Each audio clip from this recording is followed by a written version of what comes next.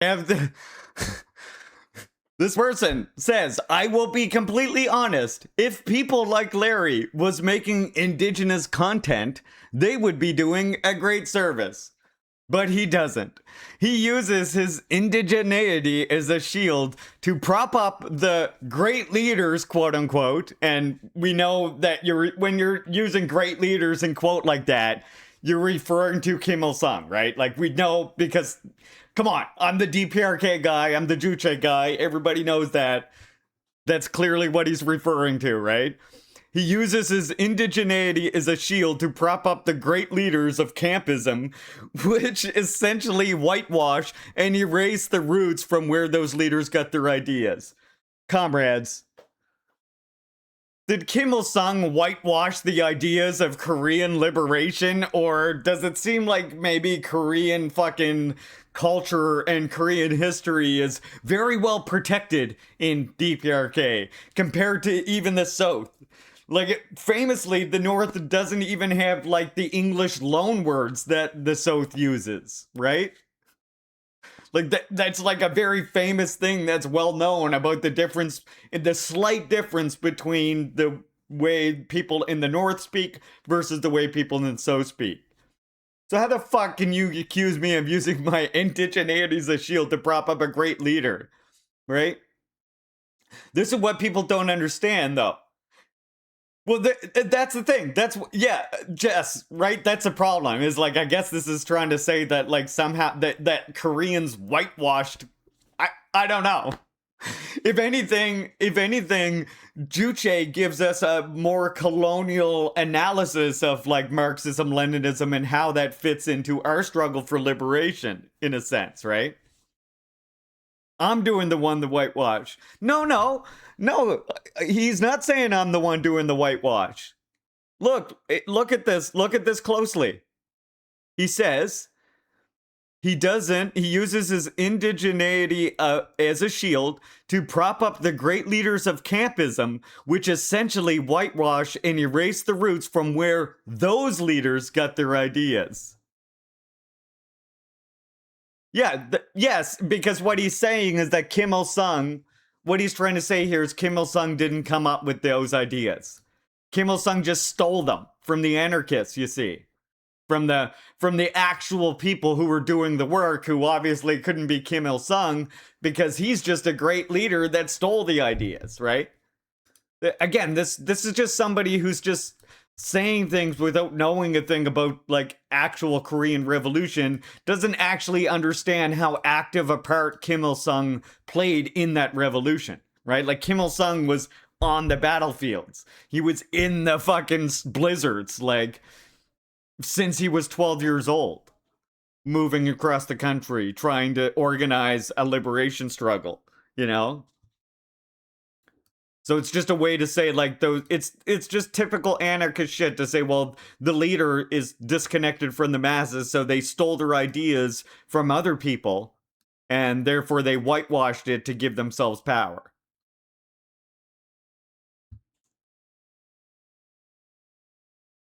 I always thought where those leaders got their ideas from was implying the ideas were secretly fascist. Now that's an interesting perspective as well. I mean, that could be as well. That could absolutely be it as well.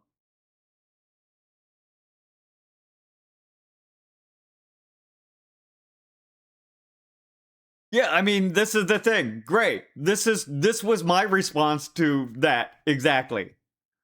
I'm here, I'm making content. What other content would I be making then? You know? That was my response to the whole thing was I don't know what other content I could possibly making, but Rob. Damn, both of you got the DPRK battle horn today. Welcome in, robbers. Rob Rousseauers. I hope you're all doing well. We're just here on the day after the victory of the Fatherland Liberation War of the Korean People's Army over the US imperialists. We're celebrating that today, so come on, get in with me. I know you robbers like DPRK. I know some of you Rob Rouzeau viewers can appreciate the Democratic People's Republic of Korea. So come along with us and defend it, will you? Good to see you in. And everybody go follow Rob. Member of the same stream team as me. We call ourselves TankTube. Not necessarily because that's a self-prescribed label that we've given ourselves, more because we've all been accused of being tankies. I was seeing the silliest post about how the DPRK somehow didn't win the war yesterday. Yeah. Yeah. Some people will say that. We actually saw a Michael Palin special a while ago that was talking about that. I guess the best way to respond to something like that is kind of like that Kwame Ture response, which is if a wolf or if a monster comes into your house, occupies your house, starts killing your family, and then you fight that monster off, who won? You or the monster? You know? If the monster's goal was to completely eliminate you, to take your house from you, and you fought them off, I think that's you winning. It's the like that. Those same people then would have to apply the same logic to like other situations, which I'm sure they would. But it's like Iran today. It would be like trying to say that Iran didn't win because they fought the US off, essentially. Like the US is still trying to fight them, but Iran has dealt them like a victory still, right? Yeah, we're also smoking. I might have got caught with 2 joints. I didn't know. I wasn't sure if I was supposed to be smoking or not. And then somebody did the smoking redeem, and then I had 2 joints all of a sudden. I don't know how that happened. But it's still not a good thing. It still ends up as a net loss. Net losses for resources, etc. I mean, yeah, of course it's not a good thing, but fighting a monster out of your house is a benefit, right? I'd argue that nobody wins in a war. I gotta disagree heavily. If someone tries to commit a genocide against you and you fight them off and stop that genocide, you've won. You celebrate your victory of keeping your people from being ended. Like I'm not discounting the amount of pain and the amount of suffering, the amount of sacrifice that had to go along with that liberation struggle. But no, when you have fought off a genocide, no matter what the fucking cost of that is, you have every right to celebrate. Absolutely. I mean, and even here, Chimera, we have a right to celebrate. We're still fighting, but we're also still here, right? And the legitimacy of First Nations land back liberation struggle gets stronger all the time. We're still on the unceded territory of our nations. This is unceded. That means there was no surrender. So we're still winning. Okay? So I disagree. There's winning. And sometimes it gets dark. And that, you got to find the humor, you got to find the humanity in that, and you got to find the hope to keep going, knowing that victory is ahead. Does that make sense? Maybe I want to be the Megama guy that brings about the better understanding of Marxism, Leninism. What's so fucking wrong with that? Right? Right? National flower in DPRK is the magnolia. And then there was the Kim Il Sungya that was made by again, this is why we say like we see anarchists as potential comrades. Not to say that like people who are anarchists are terrible or something like that, but anarchism as a philosophy and as a strategy has inherent how do you put shortcomings in it that lead it to like this be grounded in idealism and therefore come to all kinds of conclusions like regarding zero-sum game or whatever else, or monolithicizing previous experiences because of its lack of tactics, it ends up serving the reaction. No, Zapatistas absolutely are not anarchist. In fact, Zapatistas themselves have rejected being called that.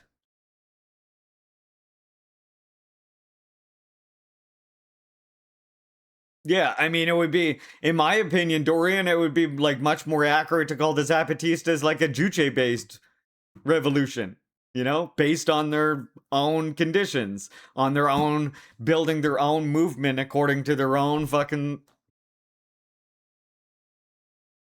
They've rejected that label for years.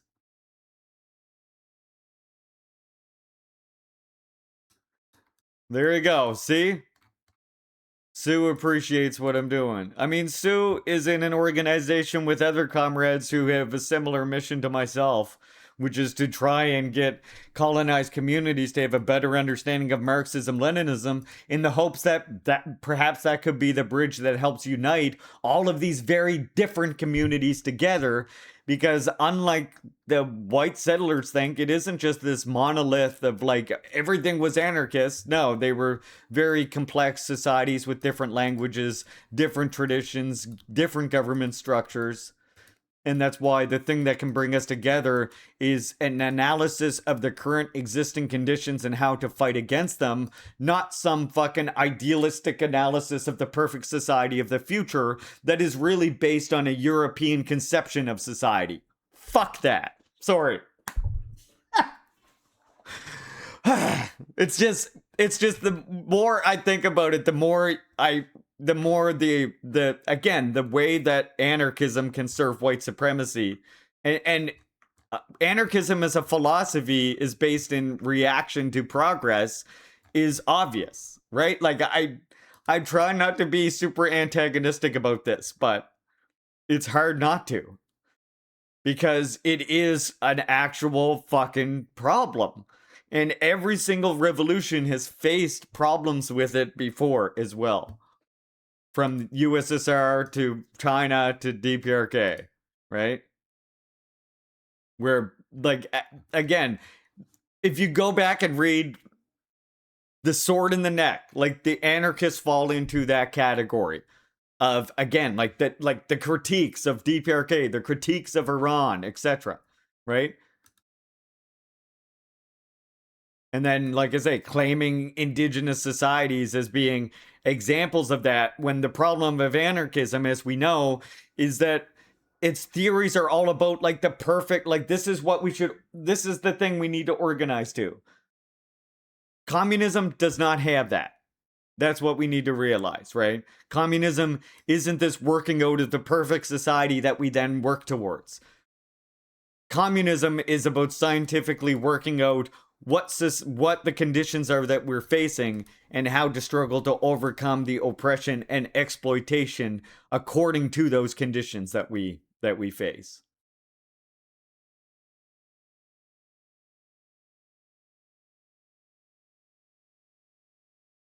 So anyway, that's all I'll say about that. I'll leave the anarchism topic for you to think about from there. Maybe I'll cut it out and put it online.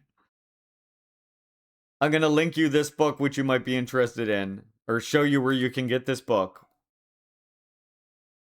Because some of you might be interested in cooking some yummy Korean meals. A succulent Korean dinner, chat. Traditional foods of Korea, right here in this book for y'all to make at home. Look at this. You got pap, porridge, duck, noodles, pancake, jelly, staple foods, different ways of doing rice, pippin pap, Pyongyang onban, all kinds of yummy recipes here for y'all. Look at this. I mean, it's not really recipes, but it gives you an idea. There's the cold noodles.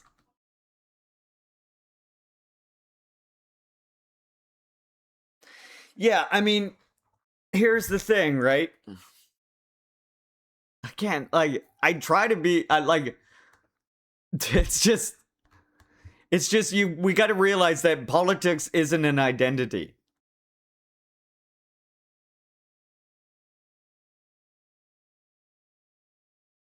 And that becomes the problem with anarchists. It's just this identity, and then it's like we need to find a way to bridge the gap or unite the tankies and the anarchists. And you can't reconcile those two things. We don't have the same end goal, I'm afraid. Not if you're honest about what anarchism as a philosophy is based in. Again. Damn, there's a lot of delicious shit. There's some yummy looking food in this book, chat.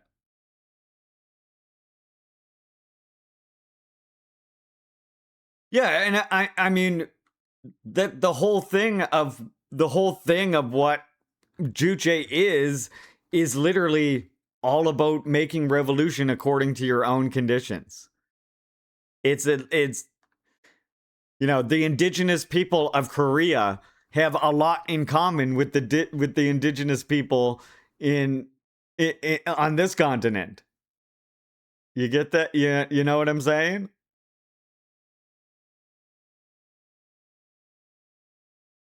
I mean, you could one of the problems is you could ask 100 different anarchists and get 100 different answers. Right? That's part of the problem.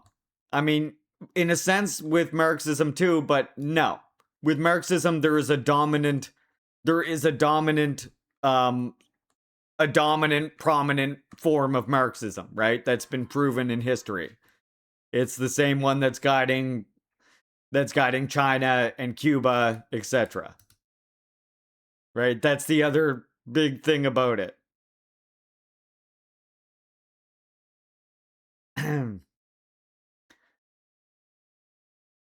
I mean, what are some of the earliest anarchist philosophies? We're talking about Proudhon, which is like mutualism, and that's reactionary shit if you know anything about Proudhon. And then you get to like Bakunin. I mean, all throughout history, what it ends up being is a repudiation of communism, oftentimes, right? And again, this is and because anarchism isn't an identity, this is the conundrum that you can get yourself into. One last thing I want to say on it, and then we're gonna watch DPRK. Content warning on the first DPRK thing we're gonna watch. I'm gonna bring up this right here. Okay? Many of us were anarchists. You know? It's fucking hot here too, I ain't gonna lie. Many of us were fucking anarchists. Okay? So many of us have even studied and read those things and understand a lot of the philosophy. And sometimes I will see anarchists say, well, that person who does this or that person who does that is not a real anarchist. But again, that comes to a problem. We Marxists, in a sense, do that too, but we have a qualifier. We have a way to tell, which is we organize in a party together, right? A political party with a very distinct party line. We're breaking that party line makes you at risk of not being in that party, right? So again, it's a different thing when a Marxist says, well, the ACP, they're not real communists, etc. Because again, there is a dominant strain. There's a dominant theory. With anarchism, there is no dominant proven theory. So it runs up into that problem again. And then the other thing about it is the reason I say it's not an identity is because many people can think of themselves as anarchists, right? Still doing that the thing that people tend to do, which is to treat politics as an identity. So many people will call themselves an anarchist while functionally and really being a communist, a Marxist Leninist, right? They just they're just either not in a party, or they don't want to recognize that, or they still have some misunderstanding about the definition itself. So they'll still call themselves an anarchist while still while functionally being a Marxist Leninist, essentially, right? That's something that can happen. And like a good example is EJ, for example. A long time before he actually said that he wasn't an anarchist, and like before that, essentially, I was saying like this guy, like EJ sounds like he's getting away from anarchism. I said for like a month before that I think at any moment he's gonna come out and say that he's Marxist Leninist, or that he believes in dialectical materialism. And sure enough, he actually did have a video about that, which was about self-critique. And yeah, that's the other thing I guess I want to say, right? Is you can be an anarchist in your mind and actually be functionally moved past anarchism. You just haven't like accepted it yet. It's something that happens. So yeah. And then there's also this. Look, chat. And then there was also this. Look, this was made like this is back. This is I was fighting with an anarchist or something, and this was the meme they made. Look. I fucking hate shower. We should abolish shower. No! I said I fucking hate shower. What the hell? What the hell is this meme? I made a different version of it here that native people should be able to appreciate. Here. I edited it. Fred Fash, I hate bathing. Get in the bath!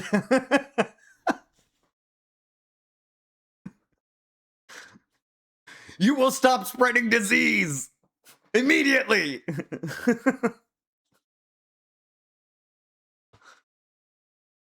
It's just a response to this fucking meme that someone made. It's just a joke. Don't take it too serious. It's bath time now. You will be clean. I think if people could experience the process of democratic centralism for themselves, they would be very quickly convinced of its superiority. It's very empowering. And I think, Kamir, that like that's part of our number one goal in building our own institutions. When we go into broader coalition organizations, giving them that taste of democratic centralism helps to like prepare them for understanding that they can have responsibility, right? It helps prepare them with that responsibility in a sense. Whatever little bit of like Demcent you can inject into your tenant org or your tenant union or whatever is a good thing. And then the limitations of trying to follow that under such an org as well will help draw people towards an actual Marxist-Leninist organization with a party program.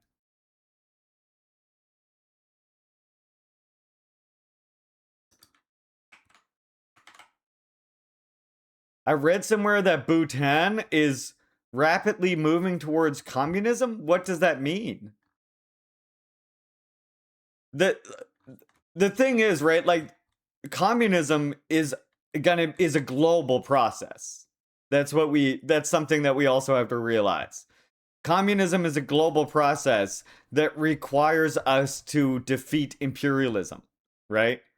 And before we defeat imperialism, it's really hard to talk about like how far like how close someone is to communism in a sense. We can think about how advanced their particular like strategy against this aspect of imperialism is, or against capitalism is, like in the way DPRK offers everybody free housing, etc., etc. But to say somebody is lesser or Because again, communism really at the end of the day is a global revolution, an international proletarian revolution, right?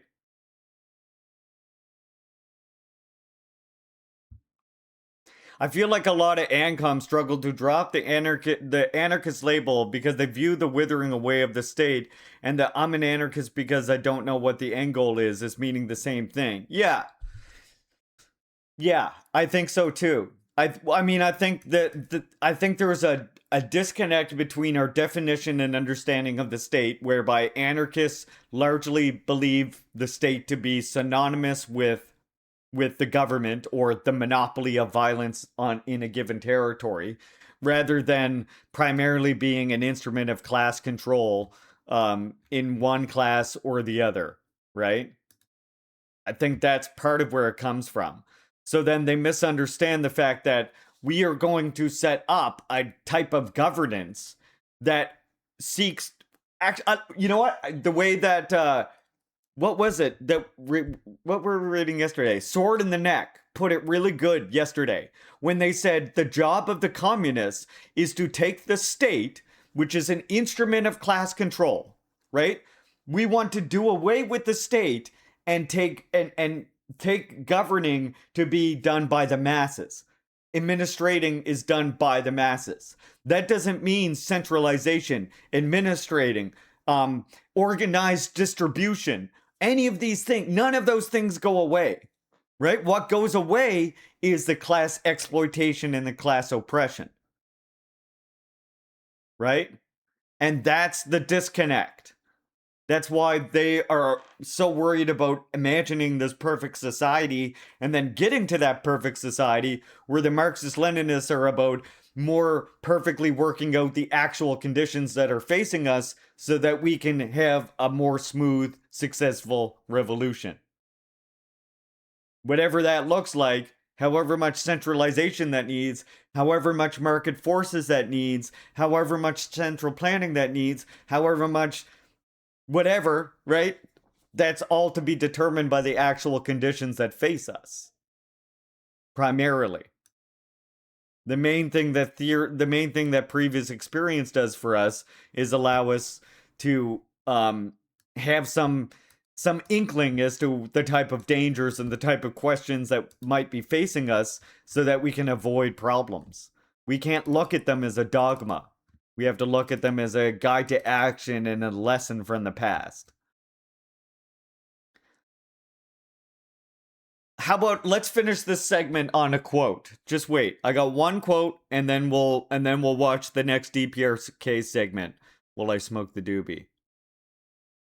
I feel like there's two things. Two Lenin quotes. Two Lenin quotes. How about that? I think there's these two Lenin quotes right here which which kind of like gets down to the point of what I'm getting at here. So there's this one here first. Lenin, from State and Revolution, this one. Actually, they're both from State and Revolution. A wide gulf separates socialism from anarchism. And it is in vain that the agents provocateurs of the secret police and the newspaper lackeys of reactionary governments pretend that this gulf does not exist. The philosophy of the anarchists is bourgeois philosophy turned inside out. Their individualistic theories and their individualistic ideals are the very opposite of socialism. Their views express not the future of bourgeois society, which is striding with irresistible force towards the socialization of labor, but the present and even the past of that society. The domination of blind chance over the scattered and isolated small producer. Their tactics, which amount to a repudiation of the political struggle, disunite the proletarians and convert them, in fact, into passive participants in one bourgeois policy or another. Since it is impossible and unrealizable for the workers to really disassociate themselves from politics.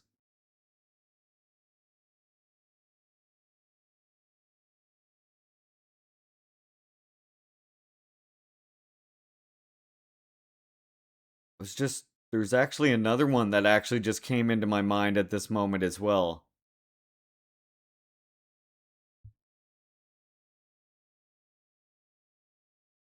Yeah, okay. There's sorry, two just came into I just thought of two from Stalin as well, but I can't find the one of them that I was looking for. Here it is. Here it is. This is it. This is it.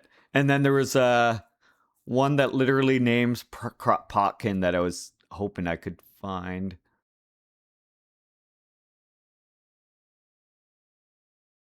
We've gone off the rails here slightly, Chad. I apologize. And then we'll get back. We'll get back on the rails. There's the invisible moth, yes. But this was the one I really want. This was the one I was thinking of. There is one that talks about Kropotkin too, but I can't find that one. Alas. Alas. I wonder if I type it in. Yeah, here we go. I got it. I found it. There we go. Okay. So actually continuing on with what Lenin just said in that last quote, now look at Stalin here. He says, further, the economic development of the capitalist system shows that present-day production is expanding day by day. It is not confined within the limits of individual towns and provinces, but constantly overflows these limits and embraces the territory of the whole state. Consequently, we must welcome the expansion of production and regard as the basis of future socialism not separate towns and communities, but the entire and indivisible territory of the whole state, which in the future will, of course, expand more and more. And this means that the doctrine advocated by Kropotkin, which combines future socialism within the limits of separate towns and communities, is contrary to the interests of a powerful expansion of production. It is harmful to the proletariat.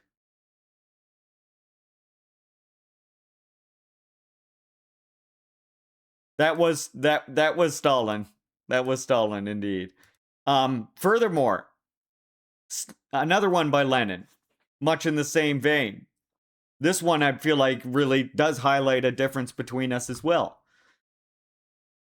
The hopelessly indoctrinated simply cannot conceive of the possibility of a voluntary amalgamation of the communes into a nation. The possibility of voluntary centralism. The voluntary fusion of the proletarian communes for the purpose of destroying the bourgeois rule. Like all reactionaries, they can imagine centralism only as something from above, to be imposed and maintained solely by the bureaucracy and the military clique. Lenin, State and Revolution. And one more from our comrade Stalin. This one is good too. There is the dictatorship of the minority, the dictatorship of the small group, the dictatorship of the Trebovs and Ignatievs, which is directed against the people.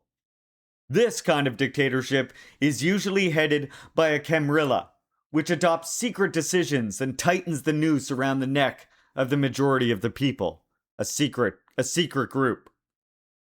Marxists are the enemies of such a dictatorship, and they fight such a dictatorship far more stubbornly and self-sacrificingly than do our noisy anarchists. So, again, just something to think about. I see anarchists as potential comrades, like I say, and many anarchists I honestly see as not being actual anarchists, but Marxist-Leninists in denial still. Okay? And if that's insulting, well, I'm sorry. I was an anarchist myself.